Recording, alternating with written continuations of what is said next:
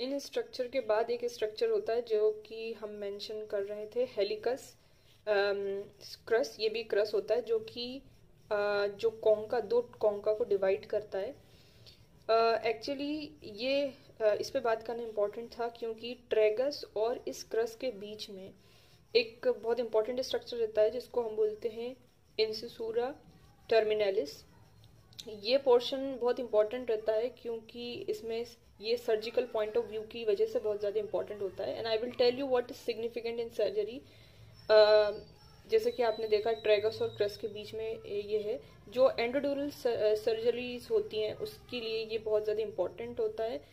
तो ये भी एक एमसीक्यू का क्वेश्चन बनता है कि ये जो है इसके अंदर ये किसके बीच में होता है, और इसके अंदर डिवॉइड ऑफ कार्टिलेज। कोई भी सर्जरी होती है तो कार्टिलेज तो कट जाता है, लेकिन ये जो है क्योंकि इसके अंदर कार्टिलेज नहीं होता तो इसके थ्रू जो है बहुत सारी सर्जरीज होती हैं।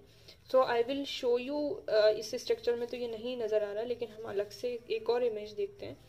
यस, तो इस इमेज में हम देखेंगे कि जो हेलिक्स है और जो ट्रेगस है उसके बीच में जो पोर्शन है जिन्होंने बताया, तो उसको बोलते हैं इंसिसूरा टर्मिनलिस, और ये बहुत इंपॉर्टेंट स्ट्रक्चर है सर्जिकल पॉइंट ऑफ व्यू से। तो this is about the external ear में जो ऑरिकल का पार्ट है जिसको हम पिन्ना या ऑरिकल कह रहे हैं, तो ये चीज़ इम्पोर्टेंट है।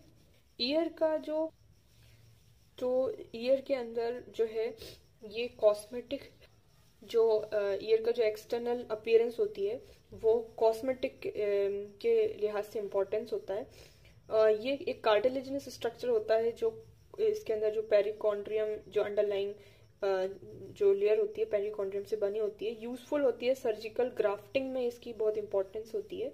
जैसे कि कहीं भी आपको सर्जरी करनी हो, नोज की सर्जरी करनी हो, तो यहाँ से कोई स्ट्रक्चर ले लेते हैं, क्योंकि वैसे इसका कोई इतना अगर ले लिया जाए कोई पोर्शन तो इतना इम्पोर्टेंट नहीं है कि हमें कोई भी पैथोलॉजी क्रिएट करे। तो फिर इसका स्ट्रक्चर हम जो है कार्टिलेजिनस स्ट्रक्चर ले लेते हैं, कोई भी सर्जरी करते हैं, नोज की सर्जरी करते हैं तो वो ले लेते हैं। Now we will discuss the next thing which is external auditory canal या एक्सटर्नल ऑडिटरी मीएटस।